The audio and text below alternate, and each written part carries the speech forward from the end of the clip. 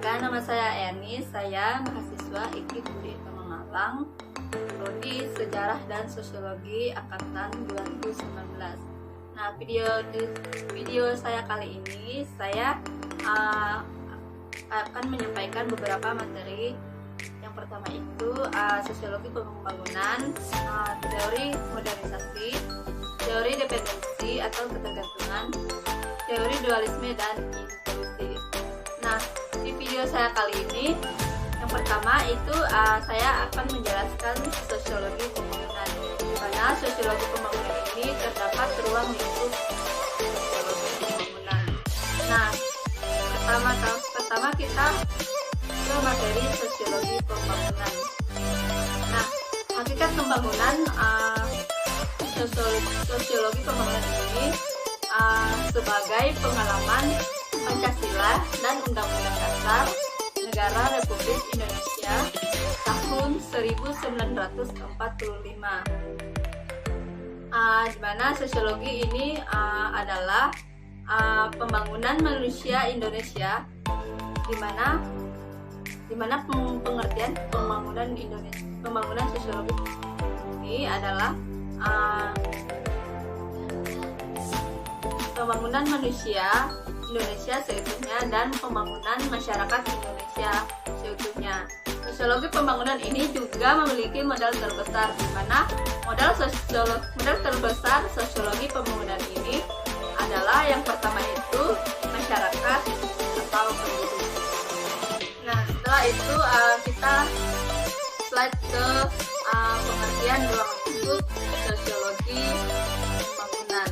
Nah, sosiologi pembangunan ini dari Surjono Sukanto menjelaskan bahwa ilmu atau pengetahuan sosiologi sangat bermanfaat untuk kehidupan sehari-hari. Misalnya itu untuk memberikan data-data sosial yang diperlukan pada tahap evaluasi. Nah, yang kedua itu Surjono Sukanto menjelaskan bahwa ilmu sosiologi juga dapat digunakan sebagai identifikasi terhadap kekuatan sosial yang ada dalam masyarakat. Nah, unsur-unsur yang dapat melancarkan pembangunan dan menghambat sosiologi pembangunan. Nah, sosiologi pembangunan juga menurut Surjono Sukanto ini sosiologi pembangunan bisa menimbulkan hubungan interaksi pada masyarakat, dan interaksi tersebut menimbulkan gotong royong dalam berbagai dimensi.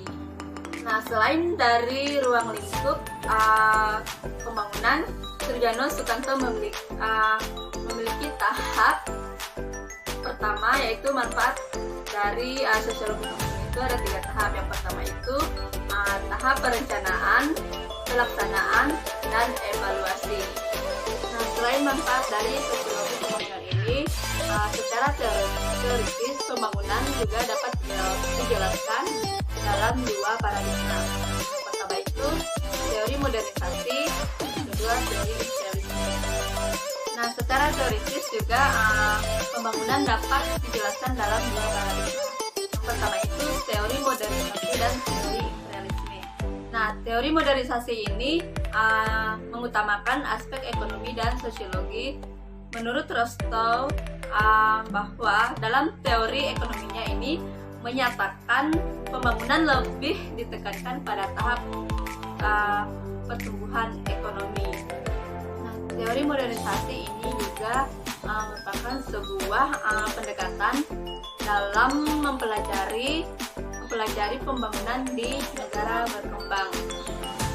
Nah, teori modernisasi ini sejarah lahirnya yang pertama ada 3 sejarah lahirnya teori modernisasi. Nah, yang pertama itu munculnya Amerika Serikat sebagai kekuatan dominan pada masa Perang Dunia Kedua. Nah, yang kedua itu sejarah lahirnya ini pada saat yang hampir bersamaan Uni Soviet mencoba memperluas politiknya dunia sehingga mendorong Amerika Serikat untuk mendorong hal tersebut dengan pengaruhnya di dunia. Nah, yang ketiga itu banyaknya negara-negara yang baru merdeka mencari sebagai model pembangunan yang hendak sebagai contoh untuk pembangunan ekonominya. Nah, dalam menjelaskan persoalan pembangunan di negara berkembang, teori modernisasi banyak dipengaruhi dari pemikiran teori evolusi dan teori fungsionalisme sebagai pendahulunya. Nah, teori evolusi ini pada garis teori evolusi menggambarkan perkembangan masyarakat sebagai berikut.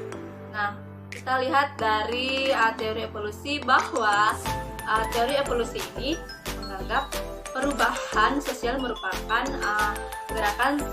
gerakan seperti garis lurus.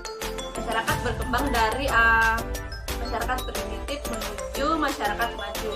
Nah, selain dari masyarakat berkembang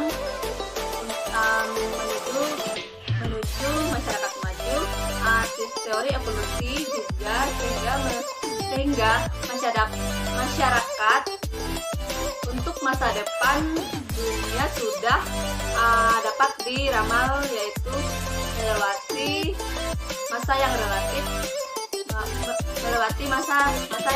panjang dunia atau menjadi masyarakat maju. Nah, teori evolusi ini juga membaurkan antara pandangan subjektifnya tentang nilai dan tujuan akhir. Nah, perubahan sosial merupakan perubahan menuju bentuk masyarakat modern. Nah, teori ini juga merupakan sesuatu yang tidak dapat dihindari. Oleh karena itu, bentuk masyarakat modern merupakan bentuk yang masyarakat yang dicita-citakan, yang mengandung semua unsur yang disebut dengan baik dan sempurna. Oleh karena itu, teori evolusi ini merupakan bentuk masyarakat yang dicita-citakan. Nah, selain dari teori evolusi juga ada teori fungsionalisme. Nah, melihat masyarakat tidak ubahnya seperti organ tubuh manusia, di teori fungsionalisme ini yang dipelopori oleh Joseph Thomson. Nah, teori fungsionalisme ini merupakan masyarakat manusia dapat juga dipelajari seperti mempelajari tubuh manusia, seperti halnya struktur tubuh manusia yang memiliki hubungan satu sama yang lain, maka masyarakat juga memiliki kelembagaan yang saling terkait dan bergantung pada satu sama lain, sehingga menggunakan konsep. Nah, konsep yang digunakan pansos ini adalah konsep sistem. Nah, untuk menggambarkan koordinasi harmonis antar kelembagaan tersebut. Dari teori fungsionalisme ini, pansos juga memiliki konsep istilah konsep fungsi pokok. Nah, apa saja dari pengertian dari teori fungsionalisme juga pansos menggunakan istilah fungsi pokok. Nah, pengertian dari istilah fungsi pokok ini kita lihat dari setiap dari fungsi yang jelas. Nah,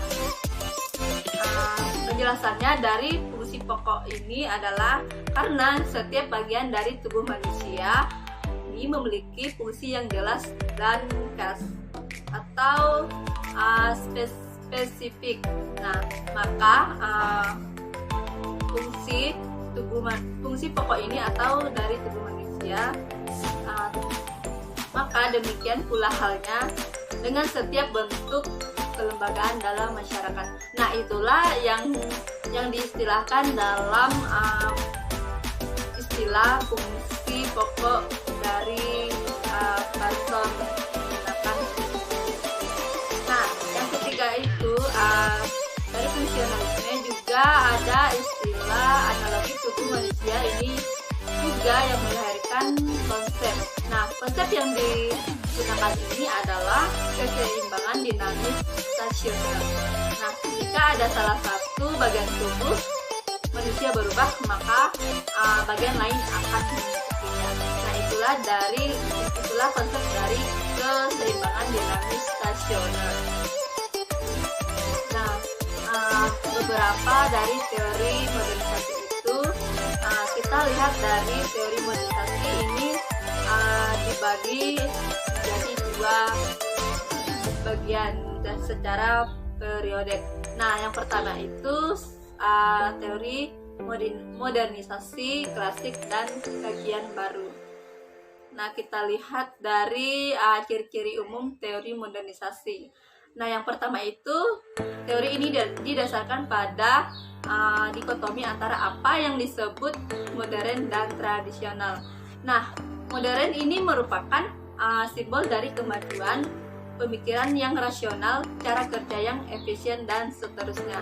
Nah, yang kedua dari ciri-ciri umum teori modernisasi ini adalah teori modernisasi juga didasarkan pada faktor-faktor non-material. Nah, sebagai penyebab kemiskinan, khususnya dunia ide atau dalam pemikiran. Nah, yang ketiga, ciri-ciri teori modernisasi ini biasanya bersifat historis.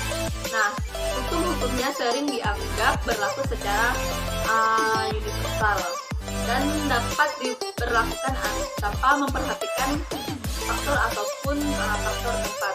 Nah, yang keempat itu ciri-ciri teori modernisasi. Faktor-faktor yang mendorong atau menghambat pembangunan harus dicari dalam negara-negara yang bersangkutan. Nah, selain dari ciri-ciri teori modernisasi juga memiliki asumsi teoritis. Nah, apa saja asumsi teori modernisasi ini?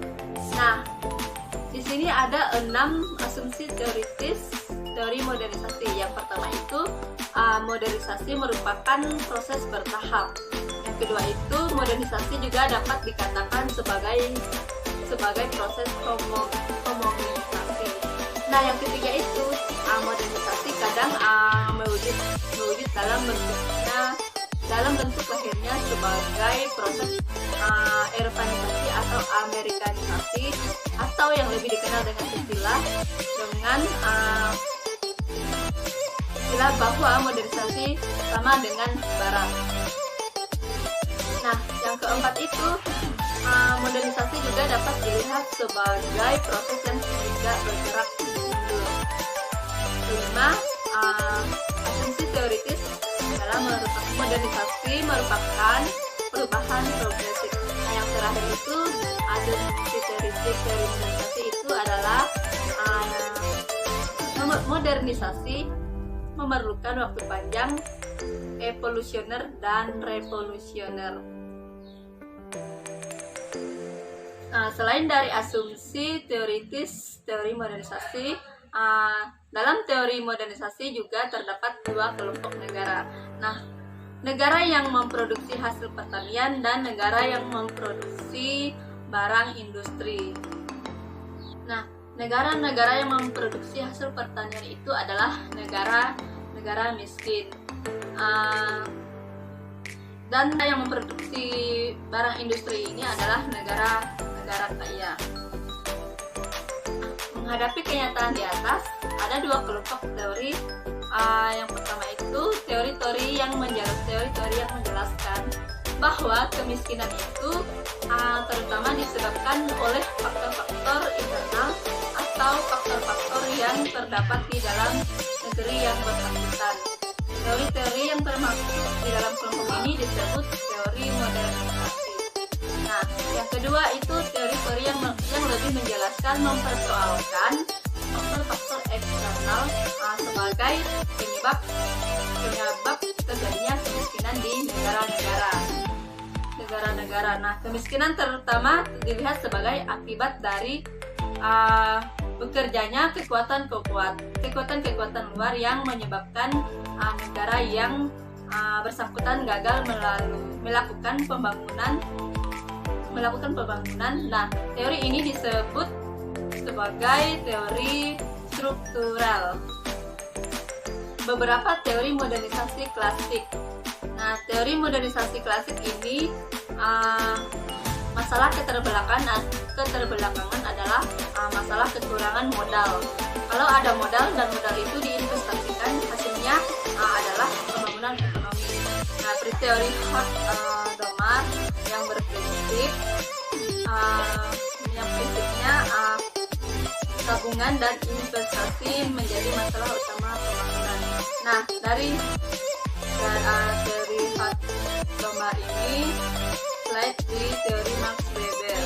Nah, dari teori Max Weber ini etika Protestan, teori Weber mempersoalkan masalah manusia yang ditutup oleh nilai-nilai budaya. Nah, di sekitarnya terutama nilai-nilai agama. Nah, etika Protestan yang diutamakan Weber adalah cara bekerja yang keras dan sungguh-sungguh lepas dari imbalannya atau materialnya. Nah, yang ketiga itu teori David Melsalen. Nah, atau dorongan berprestasi. Nah, teori Weber-Rostow 5 tahap pembangunan dalam proses pembangunan ini. Nah, apa saja? Rostow membagi proses pembangunan ini menjadi 5 tahap. Nah, yang pertama itu masyarakat tradisional, yang kedua itu prokandosi. Nah, teori Weber-Rostow ini membagi proses pembangunan ini menjadi 5 tahap. Nah, yang pertama itu masyarakat tradisional, yang kedua itu prakondisi untuk lepas landas. Nah, yang ketiga itu lepas landas, keempat bergerak ke dewasaan. Nah, yang kelima itu zaman konsumsi. Nah, yang kelima itu zaman konsumsi massal yang tinggi. Nah, itulah teori Weber-Rostow dalam membagi proses pembangunan. Nah, itulah beberapa teori dari modernisasi. Nah, di slide selanjutnya kita di teori dependensi.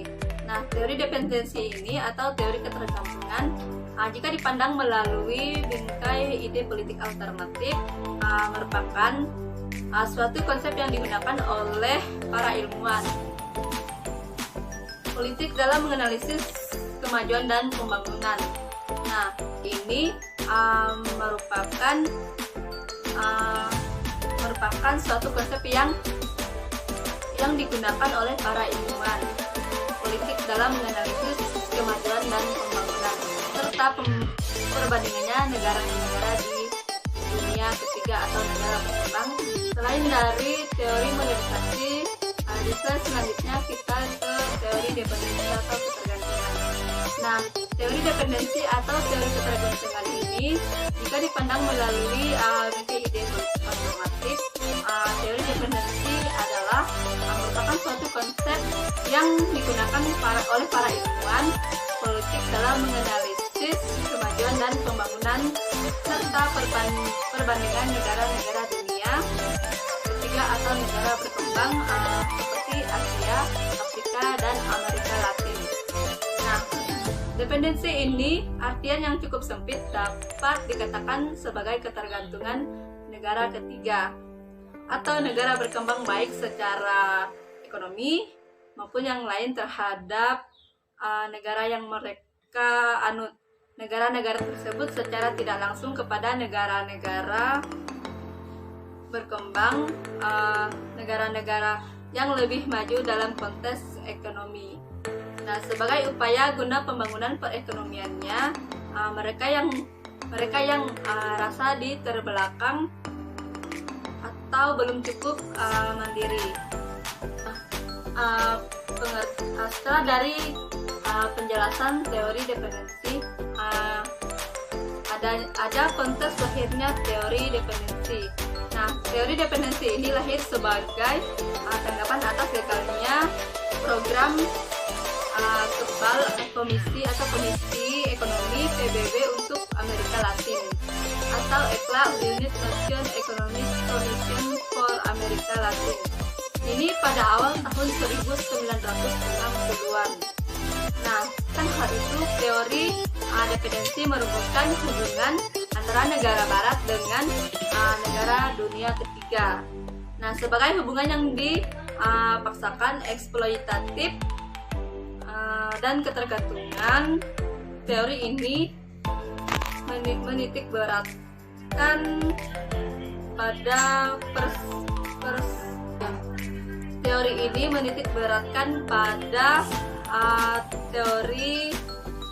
persoalan keterbelakangan dan pembangunan negara dunia ketiga. Nah, teori dependensi ini merupakan suara negara-negara pinggiran untuk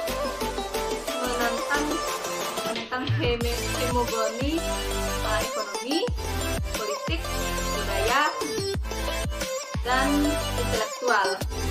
Nah, dari negara maju pada tahun 1950-an banyak pemerintah di Amerika Latin mencoba menerapkan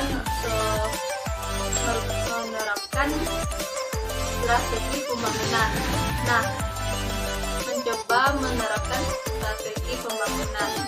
Nah, dari kebal yang menitikberatkan proses industrialisasi melalui program industrialisasi substitusi impor. Dengan strategi tersebut diharapkan dapat memberikan keberhasilan yang berkelanjutan untuk pertumbuhan ekonomi sekaligus pemerataan hasil pembangunan, peningkatan kesejahteraan rakyat, sekaligus memberikan suasana yang mendorong pembangunan. Tetapi yang terjadi ada sebaliknya, ekspansi ekonomi yang amat singkat berubah menjadi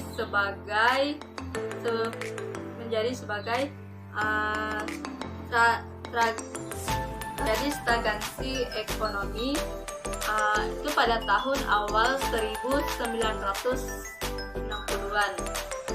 Nah, berbagai masalah ekonomi mendasar seperti pengangguran, inflasi, devaluasi, penurunan nilai tukar, perdagangan mulai tampak ke permukaan dalam waktu singkat. Banyak pemerintah di Amerika Latin diharapkan dengan tumbangnya pemerintah. Nah, selain dari lahirnya teori dependensi, kita di slide selanjutnya itu teori dependensi baru. Nah, setelah munculnya kritik terhadap teori dependensi, muncullah teori baru yang dipelopori oleh Cardoso. Hasil karyanya telah mengubah struktur dan melahirkan berbagai agenda penelitian baru. Nah, sejak tahun 1970-an mulai muncul karya penelitian latar belakang teori dependensi baru ini, baik metode kajian fokus, perhatian, dan arah kebijaksanaan bagi pemerintah. Nah, dari teori dependensi ini yang saya jelaskan tadi, kita lanjut ke dualisme. Nah, apa sih dari dualisme sosial tersebut? Nah, kita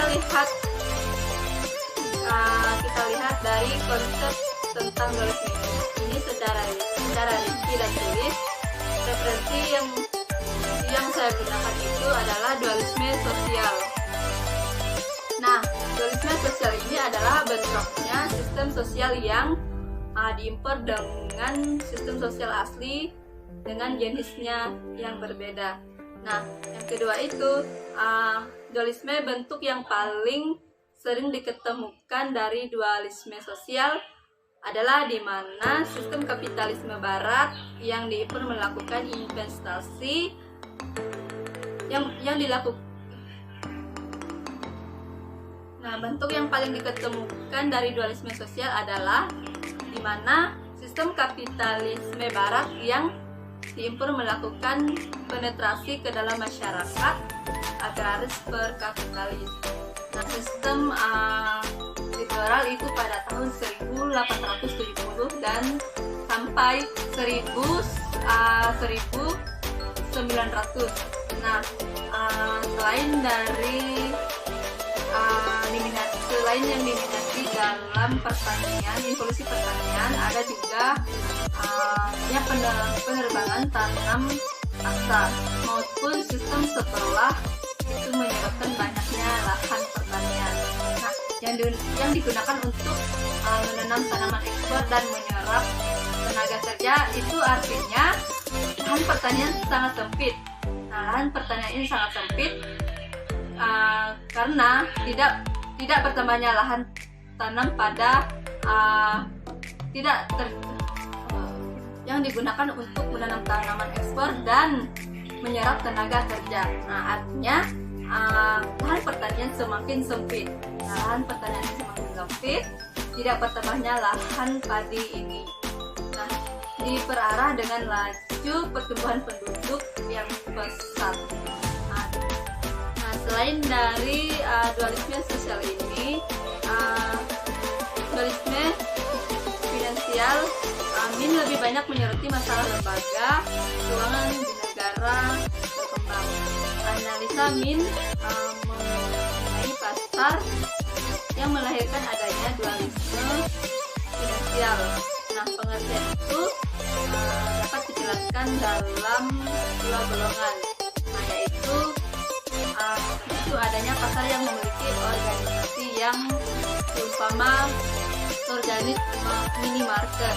Nah, yang kedua itu adanya pasar yang tidak terorganisasi sama sekali. Nah, contoh dari dualisme finansial ini adalah adanya lembaga finansial yang berbentuk bank serta adanya sistem moneter. Nah, selain dari dualisme finansial, ada juga dualisme regional. Nah, pengertian dari dualisme regional ini adalah yang dimaksud dengan dualisme regional ini adalah ketidakseimbangan tingkat pembangunan di berbagai tingkat pembangunan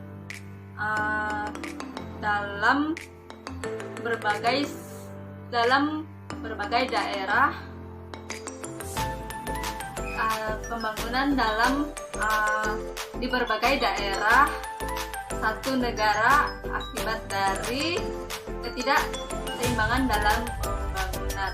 Nah, mengakibatkan adanya jurang perbedaan kesejahteraan antara berbagai daerah dan selanjutnya itu menimbulkan kesalahan dan selanjutnya menimbulkan masalah sosial dan politik. Nah, itulah pengertian dari dualisme regional. Nah, dualisme regional ini memiliki contoh. Nah, apa saja contoh dalam regional? Nah, contoh dalam dualisme regional ini adalah dualisme antar kota dengan desa, dualisme antar pemerintah pusat dengan pemerintah daerah. Nah, lanjut dari involusi. Nah, selain dari dualisme ini ada juga involusi. Nah, istilah dari involusi ini kemudian dipakai oleh Gerd dalam masalah pertanian. Nah, menurut Gerd ini involusi pertanian yang ditunjukkan oleh tidak adanya kemajuan yang hakiki. Nah, jika pun ada gerak misalnya orang yang berjalan, berlari, atau menunjukkan gerakan yang lain di dalam lingkungan. Nah, air tak ada gerakan yang menunjukkan kemajuan. Sedangkan dalam pertanian, involusi digambarkan oleh taraf produktivitas. Nah, yang tak naik di mana produktivitas ini atau perorangan atau tenaga kerja yang dipakai sebagai ukuran. Menurut Gas ini involusi ialah perubahan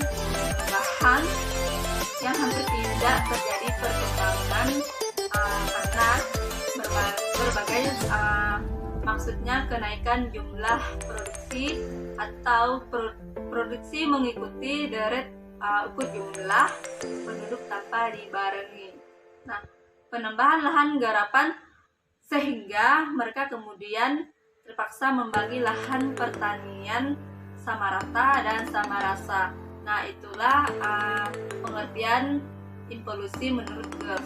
Nah, penyebab dari involusi pertanian ini adalah involusi pertanian di Jawa ini dilatar belakangi kebijakan kolonial Hindia. Nah, Hindia Belanda ini pada tahun 1916 sampai 1942. Nah, yang saat itu bahwa involusi pertanian itu sangat diminati di dunia. Untuk itu Belanda merupakan sistem tanah paksa pada tahun 1830 sampai 1870. Selain penerbangan tanah paksa, ada juga dampak dari involusi. Nah, apa saja dampak involusi pertanian ini? Nah, kita lihat dari sifat. Yang pertama itu ada 4. Nah, sifat pasca tradisional dari struktur masyarakat yang berdasarkan pemertahanan sejumlah nilai tradisional dengan mengadopsi kapitalisme. Nah, yang kedua itu semakin kuatnya pemerintah tanah komunai. Yang kedua itu dampak dari involusi pertanian ini adalah semakin kuatnya pemerintah, semakin kuatnya pemiliknya tanah komunai. Ketiga itu dampak involusi pertanian itu semakin kuatnya pemilik tanah komunai. Ketiga itu pengembangan produksi palawija. Keempat, semakin parahnya kemiskinan bersama dalam pembagian kesempatan kerja serta untuk memperoleh pendapatan. Nah, itulah materi yang saya sampaikan di video saya. Nah, kesimpulan dari video saya tersebut itu yang pertama itu sosiologi pembangunan kita dapat mengetahui adanya pembangunan nasional di Indonesia. Nah, yang kedua itu teori kolonisasi, kita dapat mempelajari pembangunan di negara berkembang. Nah, yang ketiga itu dependensi, kita dapat menganalisis kemajuan dan pembangunan serta perbandingannya di negara. Nah, yang keempat itu dualisme, itu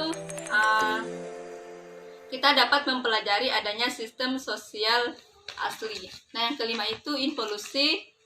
Involusi ini kita dapat mempelajari masalah pertanian. Video yang saya sampaikan, jika ada kesalahan dari video saya ini, saya mohon maaf. Dari tutur kata saya yang kurang jelas ataupun yang tidak jelas, saya mohon maaf. Nah, dari sekian video saya ini, saya ucapkan banyak terima kasih.